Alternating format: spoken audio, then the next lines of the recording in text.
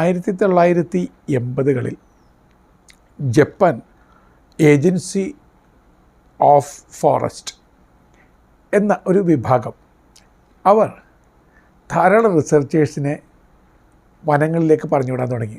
ജപ്പാൻകാർ അങ്ങനെയാണല്ലോ, എന്തിനെക്കുറിച്ചും ആധികാരികമായ പഠനം നടത്താനായിട്ട് അവർ ശ്രമിച്ചുകൊണ്ടിരിക്കും. അപ്പോൾ ഈ ഫോറസ്റ്റ് ഏജൻസി ധാരാളം റിസർച്ചേഴ്സിനെ വനങ്ങളിലേക്ക് പറഞ്ഞു വിട്ടു. അവർ ധാരാളമായിട്ട് പഠിക്കാൻ തുടങ്ങി.